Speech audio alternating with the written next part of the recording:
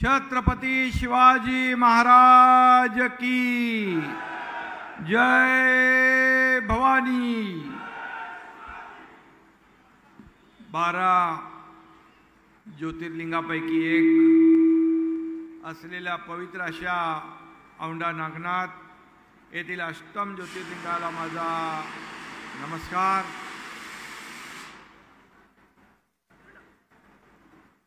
संत श्रेष्ठ नामदेव महाराज यांना माझं दंडवत। आणि महाराष्ट्रावर चाल करून येणाऱ्या औरंगजेबाने औंढा नागनाथ या मंदिराची बरीच नासधूस केली होती। अरे बंद कर, त्याच्यात काय नाही आता।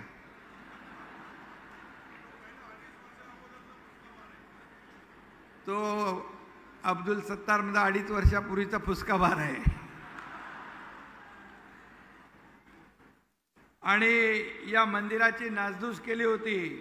अहिल्यादेवी होळकर यांनी या मंदिराचा जीर्णोद्धार केला आणि मंदिराचं शिखर पुन्हा बांधलं। त्या पुण्यश्लोक अहिल्यादेवींना मी वंदन करतो। आणि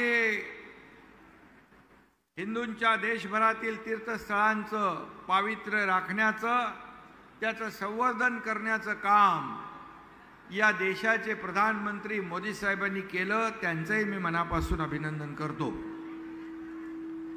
खरं म्हणजे आजच्या या व्यासपीठावर आपले पालकमंत्री आहेत, महंत कौशल्यादास महाराज आहेत, हेमंत पाटील खासदार, आमदार संतोष बांगर, आमदार तानाजी मुटकुळे, आमदार राजू नवघरे, आमदार बालाजी कल्याणकर, आमदार विप्लव बाजोरिया, गोपीकिशन बाजोरिया, शिवाजीराव माने, मधुकर आर्दाड, जितेंद्र पापळकर, श्रीधर, सर्व व्यासपीठावरील लोकप्रतिनिधी आणि अधिकारी आणि भर उन्हात एवढ्या मोठ्या संख्येने आपण आज उपस्थित झालात, त्याबद्दल मी बांधव भगिनी आणि मातांचं मनापासून स्वागत करतो, मनापासून धन्यवाद देतो।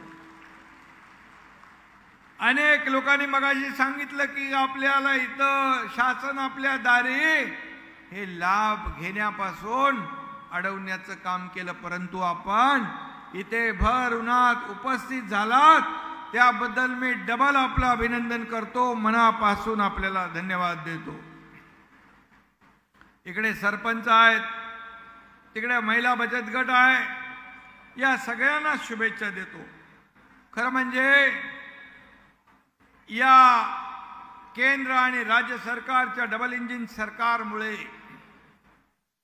आज राज्याचा 1.5-2 वर्षामध्ये अतिशय वेगाने विकास सुरू आहे आणि एक एक पायरी आपण प्रगतीची गाठतोय। आणि त्यामध्ये एक प्रगतीची पायरी म्हणजे हा आपला शासन आपल्या दारी हा कार्यक्रम आहे। खरं म्हणजे काल हिंगोली ते मुंबई जनशताब्दी एक्सप्रेस सुरू झाली का? आणि आता हिंगोलीतून मुंबईत जाणं सोपं झालंय। कामासाठी सर्वसामान्य माणूस मुंबईची वारी करण्याची त्याला गरज पडू नये म्हणून आम्ही शासन थेट आपल्या दारी आणण्याचं काम केलेलं आहे। खरं म्हणजे शासन आपल्या दारी हे आणण्याचं प्रयोजन जे आहे, हे प्रयोजन एवढं आहे की पूर्वी पण लाभ होते, लाभार्थी होते, योजना होत्या, परंतु त्या योजना आणि लाभ मिळवायला माता भगिनींना खूप कष्ट करावे लागत होते, मेहनत घ्यावी लागत होती, चक्रा माराव्या लागत होत्या। आणि म्हणून तो लाभ घेण्याचा नाद ते सोडून देत होते। म्हणून आम्ही ठरवलं की हा शासनाचा निर्णय, शासनाच्या योजनांचा लाभ मिळाला पाहिजे आणि म्हणून थेट आम्ही एका छताखाली शासन आपल्या दारी या ठिकाणी आणण्याचा कार्यक्रम आपण सुरू केला। मला अभिमान वाटतो। आज मी तुम्हाला सांगू इच्छितो, जवळपास 22 शासन आपल्या दारीचे कार्यक्रम झाले.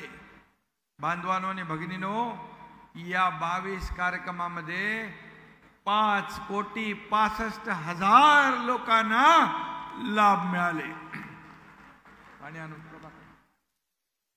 आणि खरं म्हणजे आज इथं नुसती भाषणं करायला आम्ही येत नाही, तर आपल्याला लाभ द्यायला या ठिकाणी आपल्याला जे काही शासनाच्या योजना आहेत त्या योजना मिळाल्या पाहिजे. आणि म्हणूनच मोठ्या संख्येने आपण 22 ठिकाणी असेच हजारोच्या संख्येने माता भगिनी बांधव या ठिकाणी उपस्थित झाले. आणि म्हणून आज आपला महायुती सरकारवर असलेला विश्वास जो आहे, हा विश्वास आपण या ठिकाणी व्यक्त केला आहे. प्रेमाने आपण येता रस्त्यावर मी पाहतो की दोन्ही बाजूला लोक उभी असतात आणि हा विचार करता आपण हा मुख्यमंत्री आपला आहे, हा सर्वसामान्यांचा मुख्यमंत्री आहे. मग हसत मुखाने आपण स्वागत करता. म्हणून मी तुमचं दर्शन घ्यायला इथं आलोय, आपल्याला भेटायला, आपल्याला बोलायला, संवाद साधायला आलोय. खरं म्हणजे मी हिंगोली जिल्हा प्रशासनाला देखील मनापासून धन्यवाद देतो की त्यांनी नोंदी केल्या. जवळपास या हिंगोली जिल्ह्यात 13,70,230 लाभार्थ्यांना त्यांची नोंद झालेली आहे. काही लोकांना इथे मिळेल, काही लोकांना थेट मिळेल. आणि म्हणून शासन आपल्या दारी हा कार्यक्रम लोकाभिमुख आणि लोकप्रिय झालाय. बांधवांनो भगिनींनो, इतर राज्याचे मुख्यमंत्री पण विचारतात ये क्या है शासन आपल्या दारी.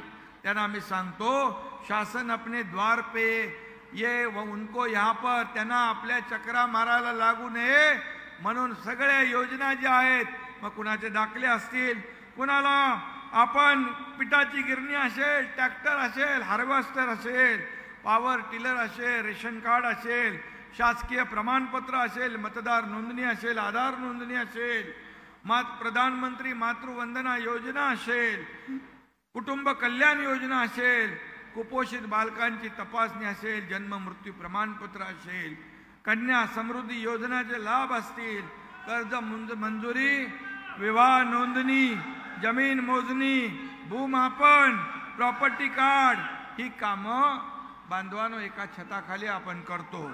आणि म्हणून मी आपल्याला एवढंच सांगतो, जे जे घरकुल, रमाई घरकुल योजना असेल, सुकन्या समृद्धी योजना असेल, या सगळ्याचा लाभ बांधवांनो भगिनींनो एका छताखाली देण्याचा निर्णय घेणारं हे राज्य आपलं पहिलं राज्य आहे.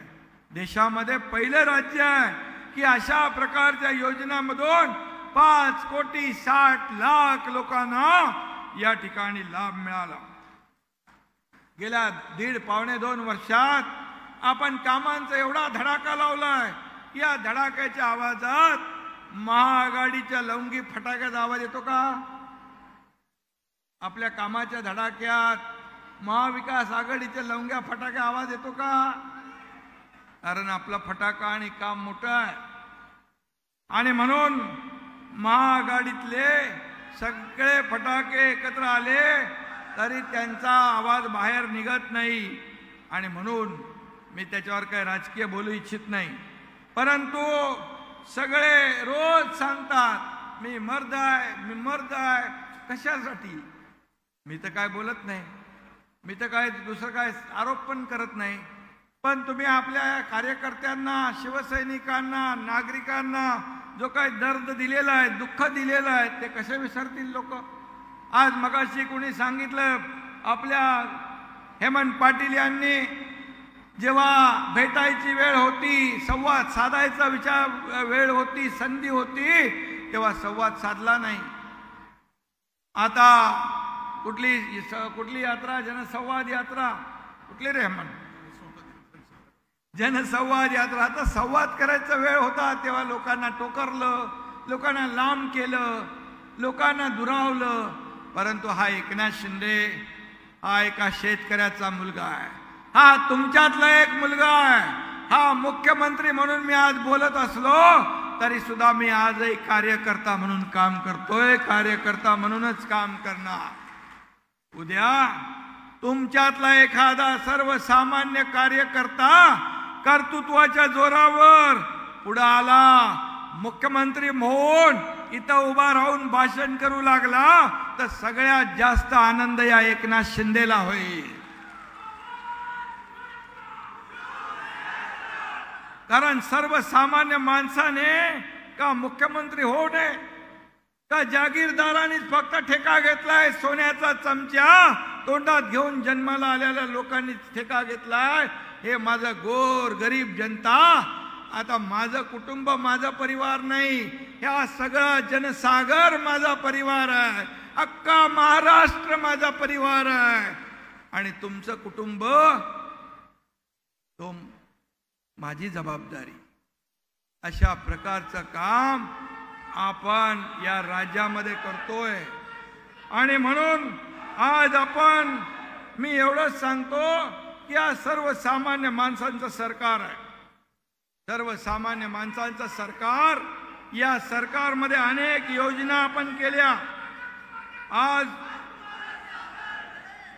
आणि म्हणून जवळपास मी आपल्याला एकच सांगतो, सरकार स्थापन झालं त्यावेळेस, का स्थापन झालं ते आपल्या सगळ्यांना माहीत आहे।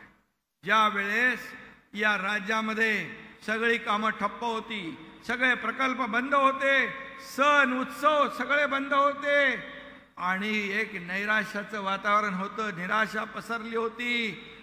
आणि म्हणून, आणि त्याचबरोबर आपले आमदार खासदार यांना जेव्हा आपल्या अस्तित्वाचा प्रश्न निर्माण झाला, पुढं मतदारसंघामध्ये आमदार म्हणून कसं काम करायचं, विकास कामं कुठून करायची, हा प्रश्न पडला। त्यावेळेस अन्यायाला वाचा फोडण्याची हिम्मत या एकनाथ शिंदेने करून दाखवली।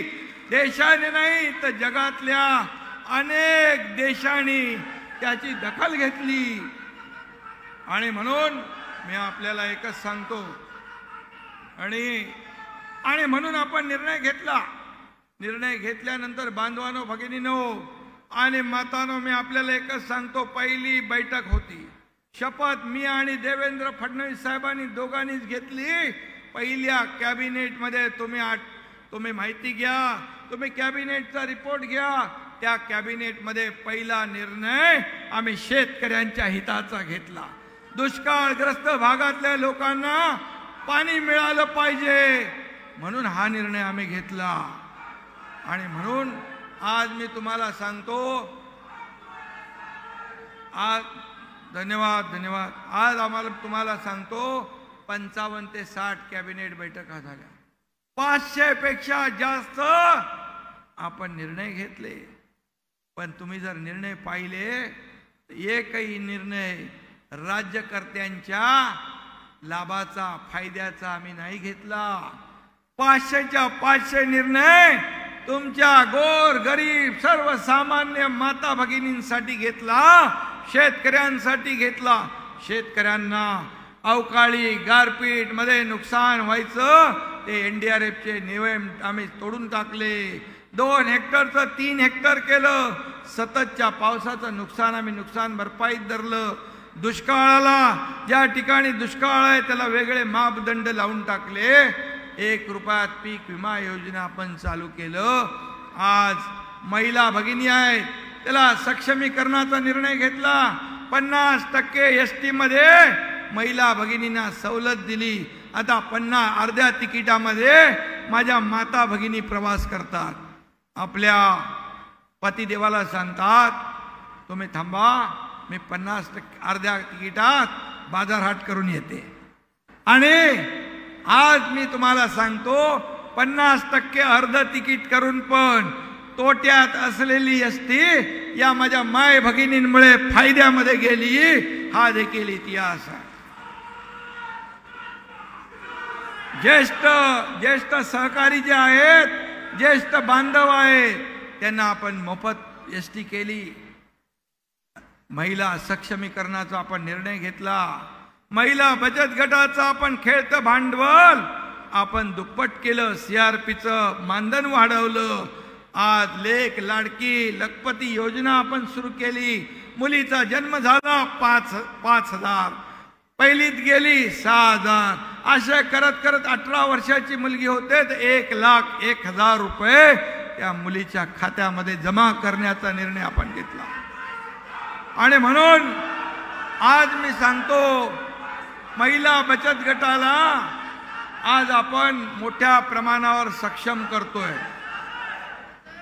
आणि म्हणून महिला बचत गट सक्षम झाला पाहिजे, तो स्वतःच्या पायावर उभा राहिला पाहिजे.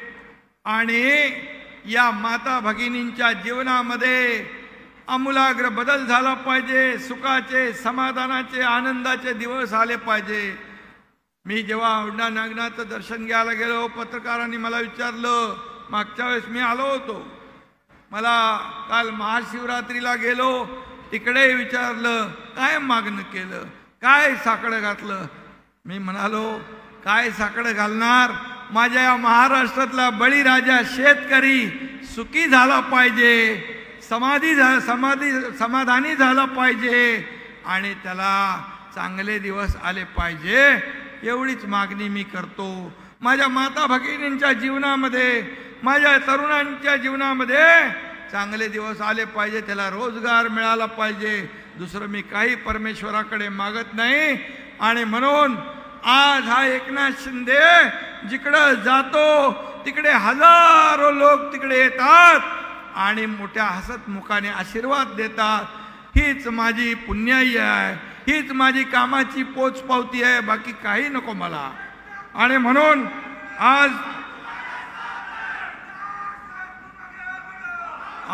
घरात बसून या ठिकाणी कुंटावरून शेळ्या हाकणारा हा एकनाथ शिंदे नाही, स्वतः बांधावर शेताच्या शेतात जाऊन त्याच्याशी संवाद साधणारा हा एकनाथ शिंदे आहे.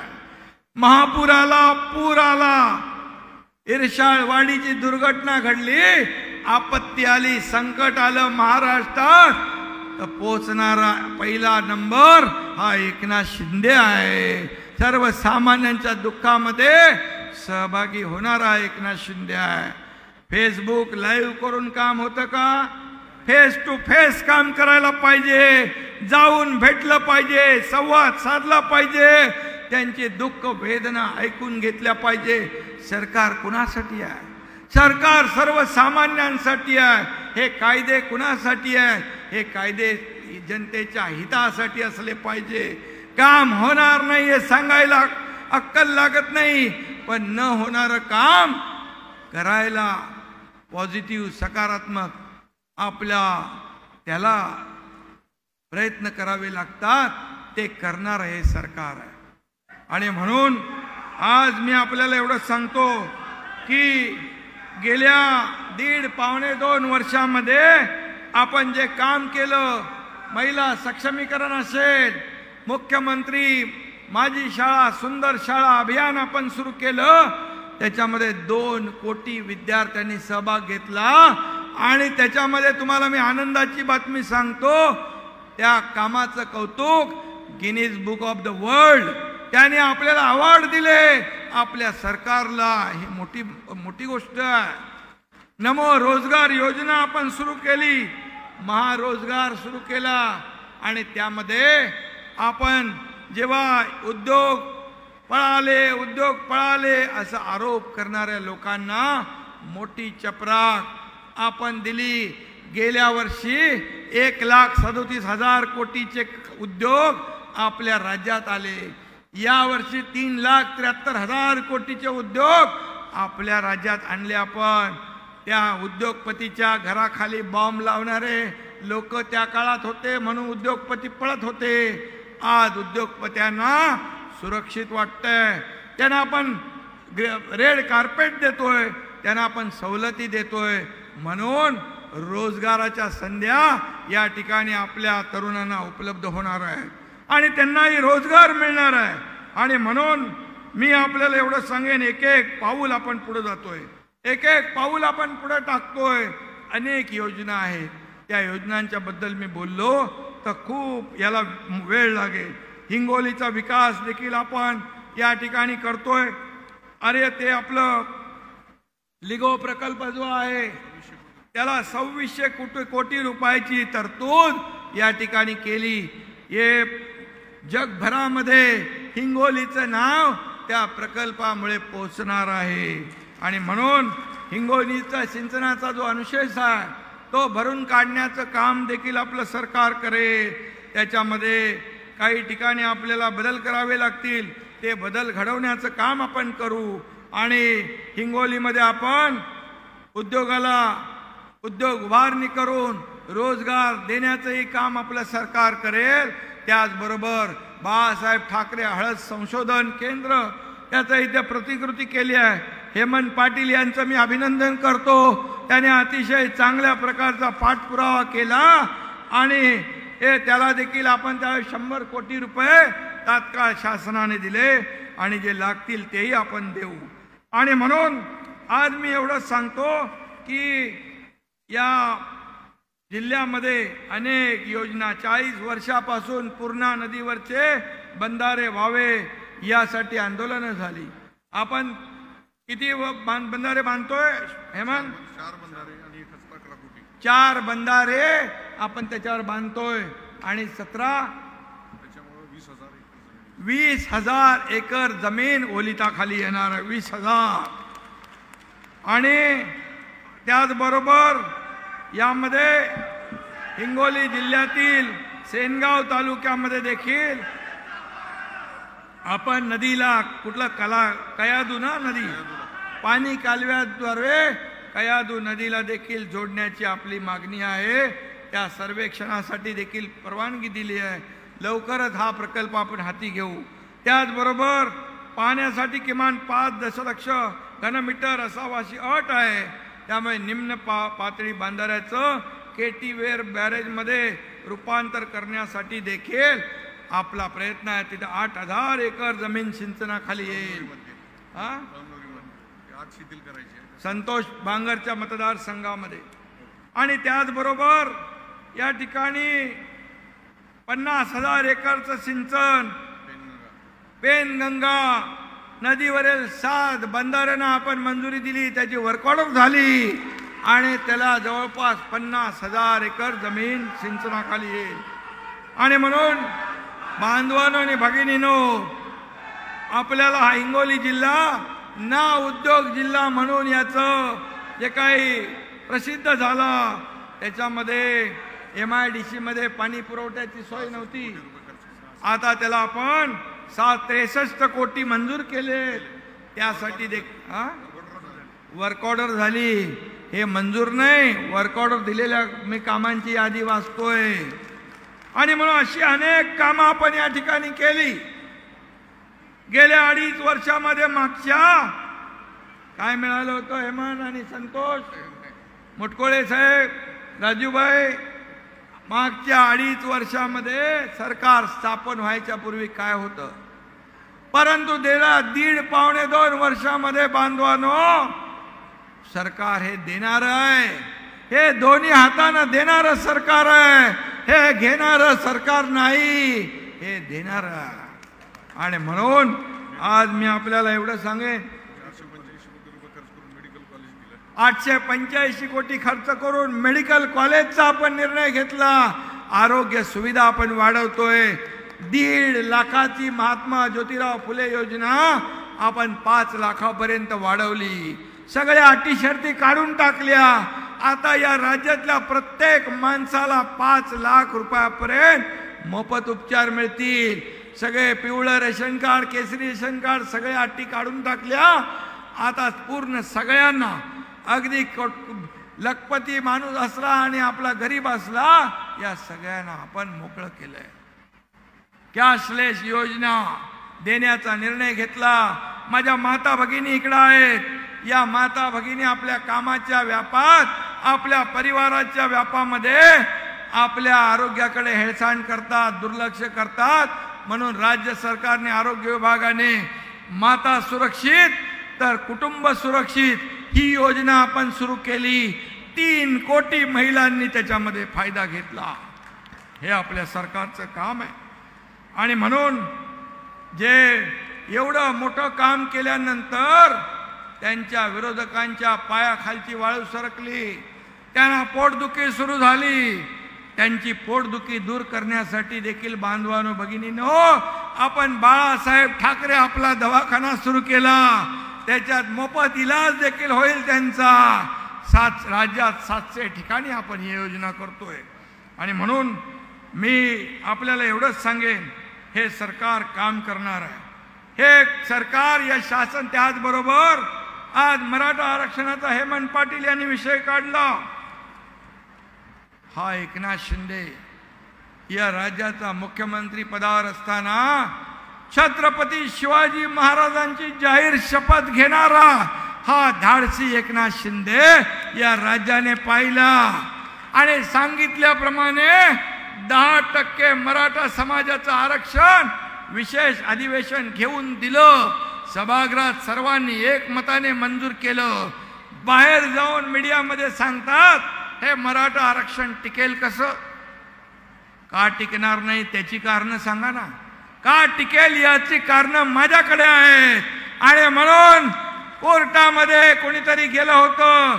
आपल्याला सांगतो, फक्त मराठा आरक्षण देऊन आपण थांबलो नाही, ते लागू केलं. पोलीस भरती चालू झाली, त्याच्यामध्ये मराठा तरुण भरतीमध्ये उभे राहिले, भरती होत आहेत. कोर्टाने सांगितलं शेवटला जेव्हा निर्णय लागेल त्याच्या अधीन राहून तुम्हाला भरती थांबवता येणार नाही. हे सरकारचं यश आहे. आणि म्हणून आम्ही करोडो कोट्यावधी लोकांच्या घरी जाऊन सर्वेक्षण केलं. मराठा समाज सामाजिक आणि शैक्षणिक मागास आहे हे सिद्ध करण्यासाठी आपण मागासवर्ग आयोगचं पुनर्गठन केलं.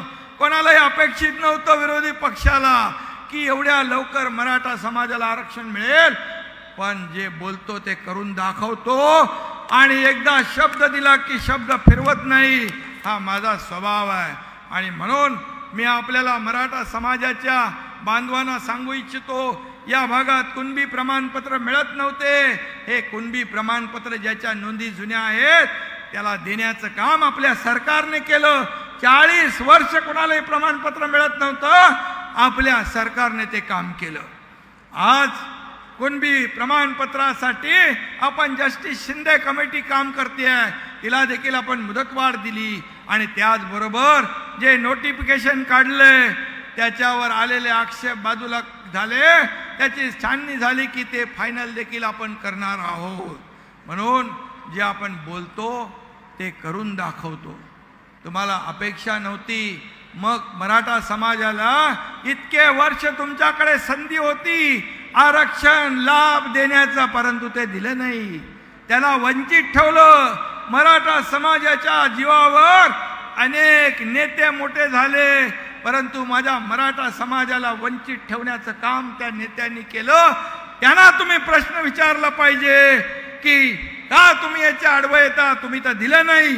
पण देणाऱ्यांनी जे देण्याची दानत दाखवली त्याला सहकार्य केलं पाहिजे. त्याला आडवं येता कामा नये. त्याला कसं मराठा समाजाला आणि मराठा समाजाला आरक्षण देताना मी शब्द दिला होता की ओबीसी समाजाला धक्का न लावता, इतर कुणावरही अन्याय न करता हे मराठा समाजाला आरक्षण देण्याचं काम करणार, ते करून दाखवलं मी. आणि म्हणून मी आपल्याला एकच सांगतो, हे जे काही राजकारण सुरू आहे जाती जातीमध्ये विद्वेष आणि द्वेष पसरवण्याचं, हे जास्त काळ चालत नाही. समाज समजूतदार आहे. आणि म्हणून देणारा कोण आहे आणि राजकारण करणारा कोण आहे हे आपल्या समाजाला माहीत आहे. आणि म्हणून या राजकारणाला कुणी बळी पडू नका, एवढंच आपल्याला सांगतो. हे सरकार तुमच्या बाजूचं आहे, तुम्हाला न्याय देणार आहे. सर्व जातीपातींना त्यांना ज्या ज्या अडचणी आहेत ते सोडवणारं आहे. त्यांना न्याय देणारं सरकार आहे. त्यांच्यावरचा अन्याय दूर करणारं सरकार आहे. त्यामुळे तुम्ही इतर कुठल्याही याला बळी न पडता हे सरकार जे आहे काम करणार आहे. आणि म्हणून आपल्याला मी सांगतो, हे सरकार सर्वसामान्यांचं आहे. म्हणून विश्वास ठेवण्याचं काम आपल्याला करायचं आहे.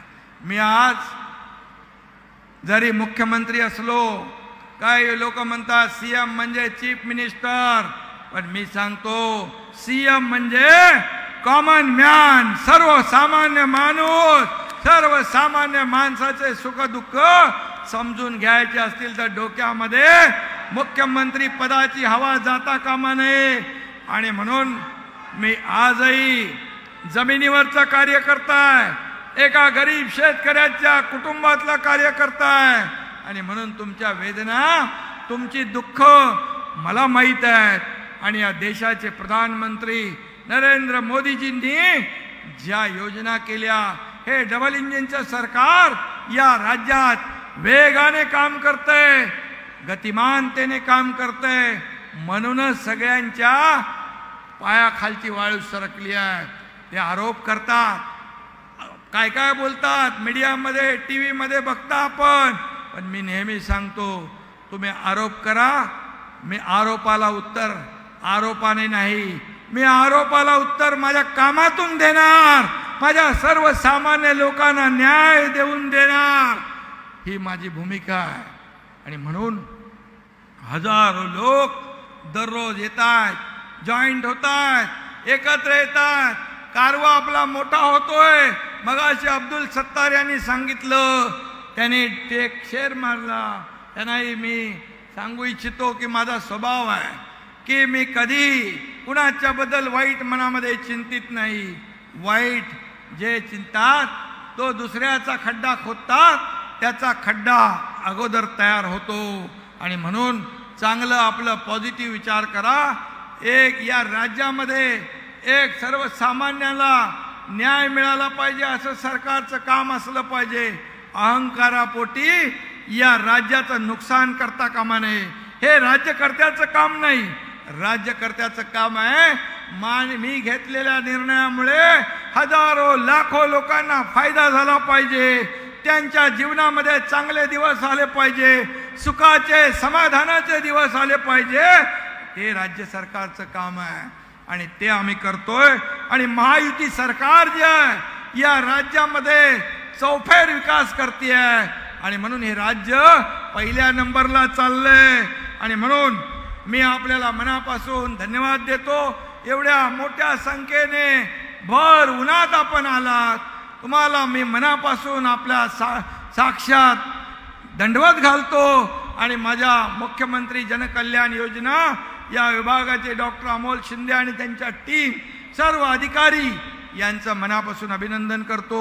खासदार हेमंत पाटील, आपले सर्व आमदार, संतोष आहे, राजू आहे, मुटकुळे आहेत, सगळे आमदार जे आहेत यांचंही मनापासून मी अभिनंदन करतो. कारण या भागामध्ये विकासाची गंगा आपल्याला आणायची आहे. जो अनुशेष आहे तो आपण भरून काढायचा आहे. आणि म्हणून यामध्ये जे जे आम्हाला मुटकुळे साहेबांनी देखील पत्र दिले, त्यांनी देखील अनेक योजनांच्या बद्दल मला सांगितलंय. नक्की सरकार हे आपलं, हे सरकार तुमचं आहे. त्यामुळे सरकारच्या माध्यमातून आपण काम करू. या भागामध्ये काही ग्रामपंचायत संगणक परिचालक जे आहे ते संपावर आहे, त्यांचा देखील या ठिकाणी मी तात्काळ त्यांच्या काय अडचणी आहेत त्या संबंधितांना सोडवायला सांगेन. शेवटी सरकार आपला. आणि म्हणून तुम्हाला मी पुन्हा एकदा मनापासून धन्यवाद देतो. मनापासून आपल्याला खूप खूप शुभेच्छा. जय हिंद, जय महाराष्ट्र.